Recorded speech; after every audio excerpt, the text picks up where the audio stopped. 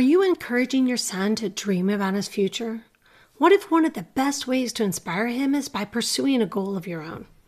As moms, we spend a lot of time helping our sons discover their interests, explore career paths, and prepare for adulthood. But sometimes the most powerful lessons aren't taught through our words. They're taught through our example. In this episode, we're talking about dreams, goals, faith, and purpose. I'll share why pursuing your own growth can be one of the greatest gifts you can give your son, how taking action builds clarity, and why our willingness to step forward may be exactly what encourages our sons to do the same. Welcome to Raising Boys with Purpose, a Christian parenting podcast for moms raising teens and young adult sons. I'm Brooke, a boy mom and parenting coach, and here we talk about raising sons, building character, and preparing our boys for adulthood with confidence and faith. For more encouragement and conversation throughout the week, come join our Raising Boys with Purpose Facebook group. The link is in the description. As moms, we think a lot about dreams and goals. Right now, we're focusing a lot on our teens and how we can help them get started on their futures. We're constantly thinking about how we can encourage them and guide them. We're researching activities and schools that will help them learn and grow. We're cataloging their interests and cross-referencing them with careers to show them opportunities. We want to do our best to help make their dreams possible. So I've been reading the book, Everything is Figureoutable by Marie Forleo. And one chapter really stood out to me. It made me think, while we are encouraging our sons to chase their dreams, why don't we show them by chasing our own?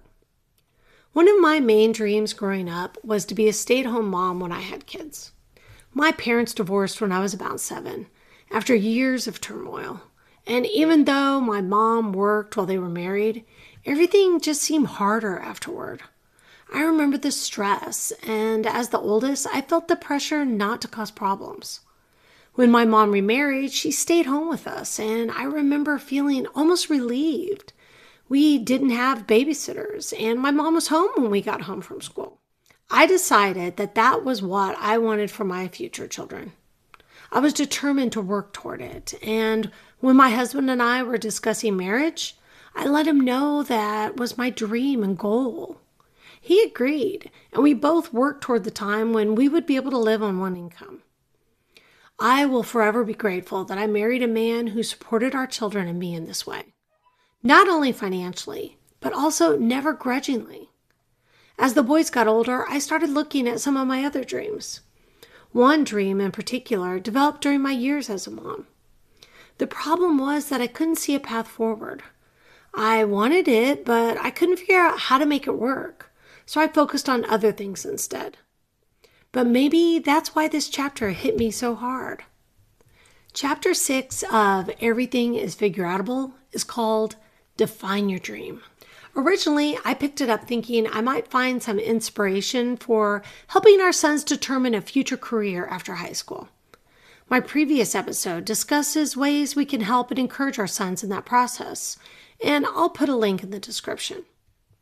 But the first paragraph of the chapter talks about that familiar question. What do you want to do when you grow up? I thought, perfect. I just talked about this in my last episode. But as I was reading, I realized something. One of the best ways to help our sons navigate this journey is to walk it alongside them. Maybe you are 100% happy with your life right now. Your career, relationships, faith, family, and hobbies. But maybe there's something more, a wish, an idea, a goal you've put on the shelf, something you thought about doing but never pursued. The author discusses how she struggled to focus on one career path, wondered if something was wrong with her, and questioned what she wanted to do with her life. As I read that, I couldn't help but think about our teens. How many of them are wrestling with those same questions right now? And if we're honest, some of us may be too. Those feelings can be paralyzing. They can keep us stuck in indecision when what we really need is movement. We learn so much by taking action. Even small action gives us information, and that information helps us determine our next step. Is there something you or your son can't stop thinking about? Something you've considered doing but haven't because you're not sure where to start? Maybe now's the time to do some research, take a class, join a group, or simply learn more about it. When your son sees you taking action, it gives him permission to take action too. As Christians, we're encouraged to seek God's wisdom and guidance. Psalm 32:8 says, "I will instruct you and teach you in the way you should go. I will counsel you with my loving eye on you." As we and our sons work to determine our goals and how we will accomplish them, God is there to provide the wisdom and counsel we need. We are not doing this alone. So, let's clarify what we want. What's the goal? Both we and our sons need something meaningful to work toward.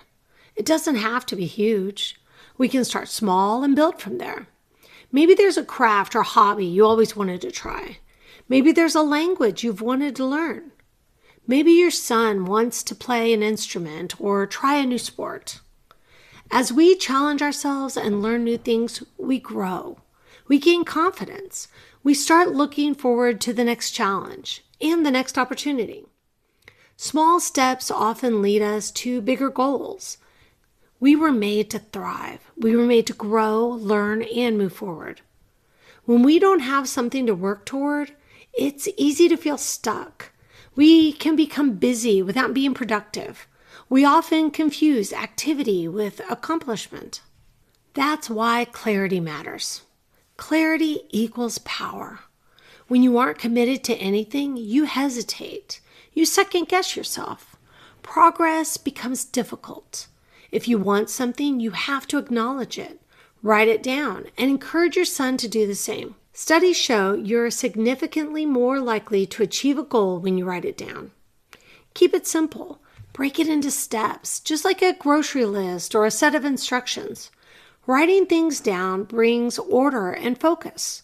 It forces you to become clear about what you want. And that's often the first step toward making it real. Trying new things can be hard. We may fear making mistakes. We may fear looking silly. We may wonder if we're too old, too busy, or too late. But sometimes the answer is simply to start. Start with your goals for the next year. Ask your son to think about his as well. If he isn't ready to share them, don't pressure him. Instead, let him watch you. Let him see you learning. Let him see you trying. Let him see you fail occasionally and keep going anyway. Because one of the most powerful things we can do as moms is model what it looks like to pursue growth and purpose. When we chase our goals, we're not taking attention away from our sons. We're showing them how it's done. We're showing them that dreams don't have an expiration date. We're showing them that uncertainty doesn't have to stop progress. We're showing them that faith and action can work together. And in many ways, we're lighting the path ahead of them. As for me, I'm pursuing one of my goals right now through this podcast. It's just the beginning of the journey. But each step forward allows me to help more moms prepare their sons for adulthood and encourage them along the way. So maybe today's the day you dust off that dream you've been carrying around. Take one small step. You never know who might be inspired to take their own step because they watched you take yours. If this episode of Raising Boys with Purpose encouraged you, please like this video and subscribe so you don't miss future episodes of this podcast. And if you're raising a teen or young adult son and want encouragement and practical guidance, come join us in the Raising Boys with Purpose Facebook community. The link is below. Thanks for being here today. Now grab your iced coffee, hug your son, and remember, you're raising him with purpose.